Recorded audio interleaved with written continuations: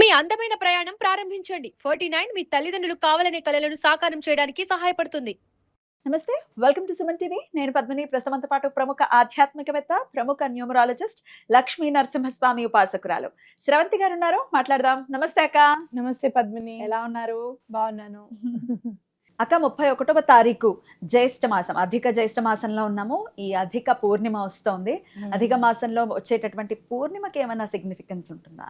ఎట్లా యూటిలైజ్ చేసుకోవచ్చా ఆ రోజుని? అది ఆదివారంతో వస్తోంది. మరి దీని గురించి ఒక్కసారి మీ ద్వారా అక్క.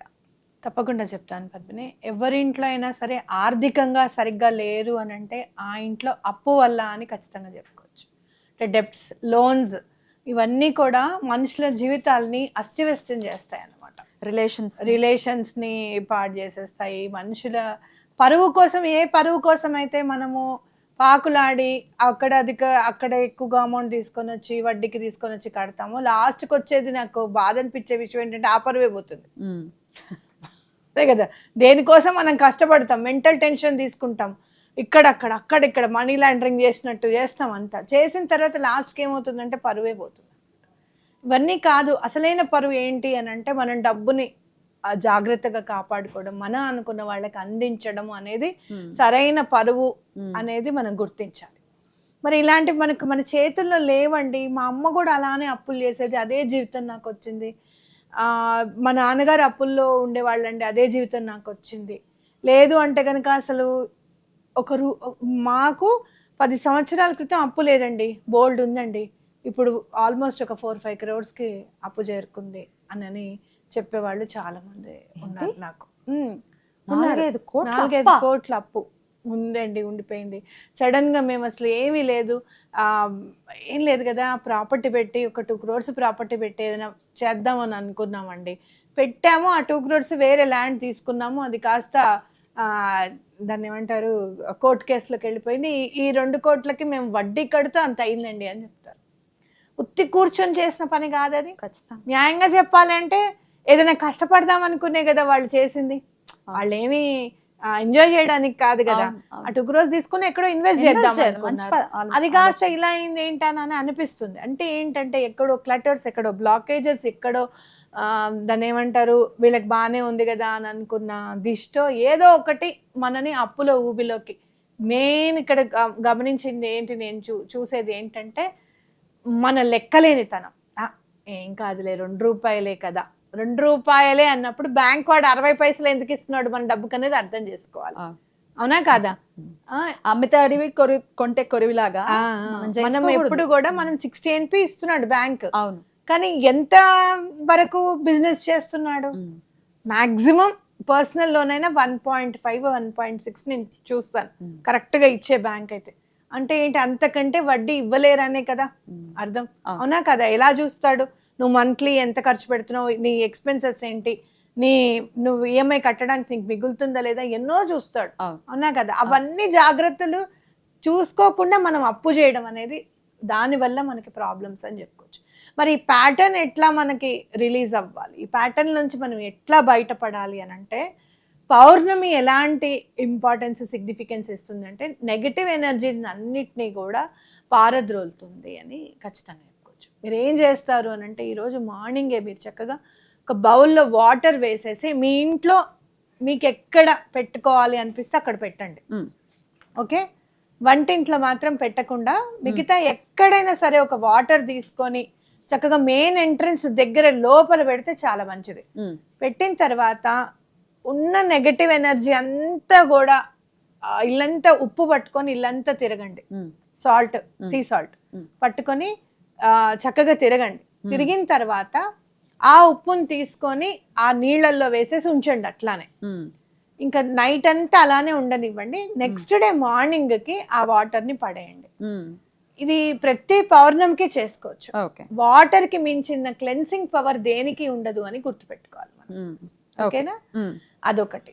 రెండోది ఏం చేస్తారు అని అంటే, ఒక వాటర్ లో జస్ట్ బ్రౌన్ కలర్ ఏదైనా కాఫీ పొడి అయినా పర్వాలేదు, లేదు అంటే గనక ఏదైనా రంగు ఉన్నది, ఏదైనా బ్లాక్ కలర్ది ఏదైనా కానీ, మీరు ఏం చేస్తారంటే ఒక గ్లాస్ ఆఫ్ వాటర్లో ఒక పెద్ద బేసన్ పెట్టుకొని ఆ గ్లాస్ వాటర్ కలర్ వాటర్ని చేయండి. ఇప్పుడు మామూలుగా ఇంటి ముందు ముగ్గులు వేసుకునే కలర్స్ ఉంటాయి, అవైనా వాడచ్చా? ఓకే, బ్రౌన్ ఉంటుంది. బ్రౌన్ ఉండాలి, బ్రౌన్. బ్రౌన్ ఉండాలి. వేసేసుకోండి. వేసుకున్న తర్వాత నీళ్ళు బ్రౌన్ కలర్లో ఉంటాయి కదా, బేసన్ పెట్టాను కదా గ్లాస్లో, అలా చేత్తో పెట్టుకొని అవి మంచినీళ్ళు అయ్యేదాకా పోర్ చేయండి. వేరే వాటర్ తీసుకోవడం, ఆ గ్లాస్ మీద పోయడం, వేరే వాటర్ తీసుకోవడం, ఆ గ్లాస్ మీద పోయడం. ఒక గ్లాస్లో వాటర్ తీసుకొని బ్లాక్ కలర్ సంబంధించిన, బ్రౌన్ కలర్ సంబంధించింది వేస్తున్నాము. అలానే అలా చూసుకుంటూ వెళ్తే మీ మైండ్లో వాటర్ క్లెన్స్ అవుతోంది అన్న ఫీలింగ్ రావాలన్నమాట.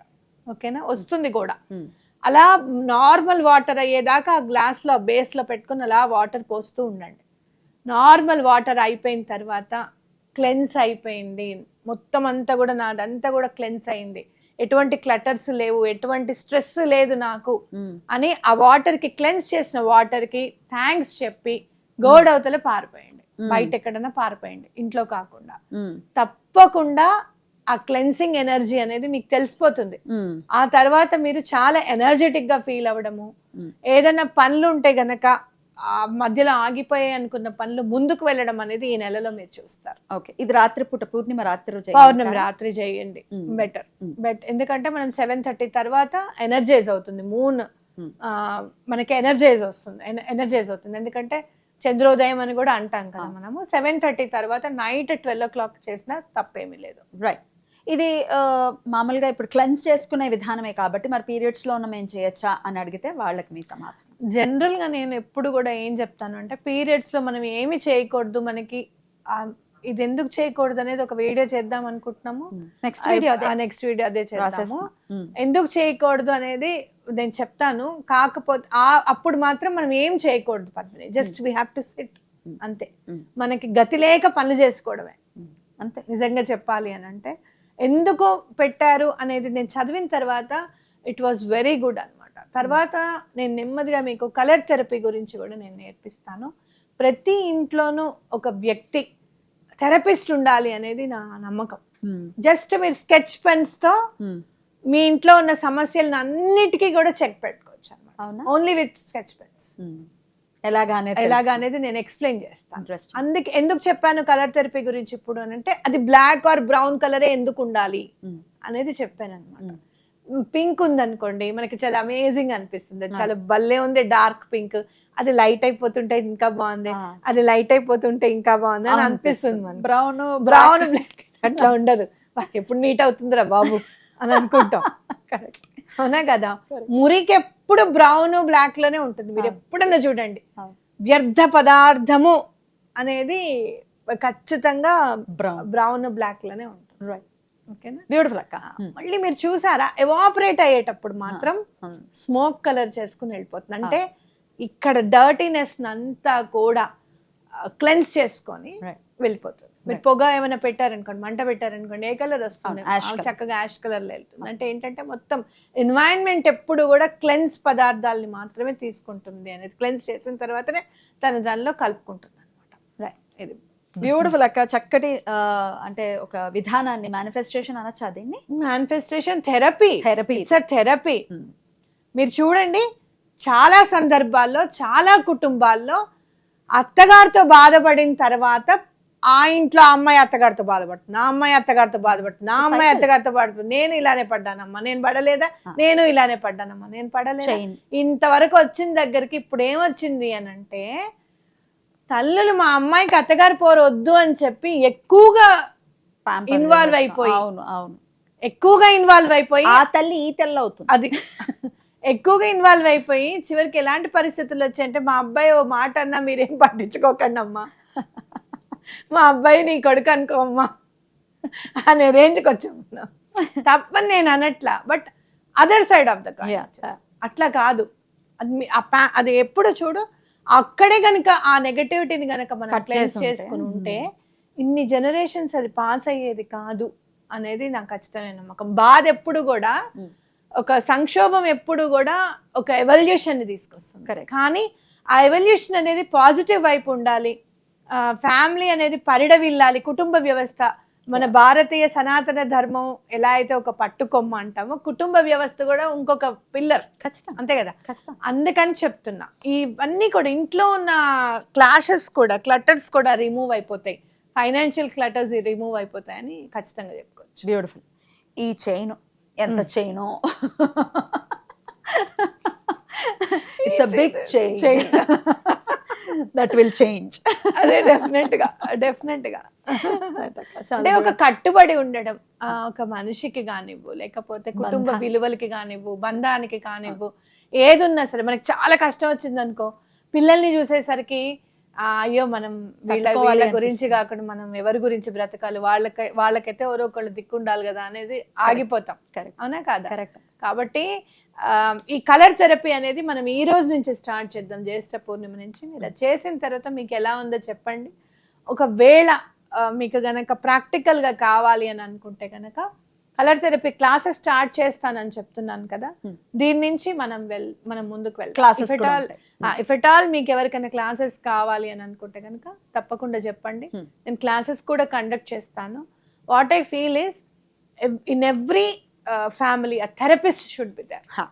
ఇది చాలా ఈజీ అన్నమాట. ఇక్కడి నుంచి ఇక్కడి వరకు ఎక్కడి నుంచి ఉంటుంది, మన చేతుల దగ్గర యూట్రస్ పాయింట్స్ ఎక్కడ ఉన్నాయి, కిడ్నీ పాయింట్స్ ఎక్కడ ఉన్నాయి, ప్రతిదీ కూడా జస్ట్ కలర్స్ తోనే, మనం స్కెచ్ పెన్స్ తోనే మనం క్లియర్ చేసుకుంటూ వెళ్ళిపోవచ్చు. బ్యూటిఫుల్.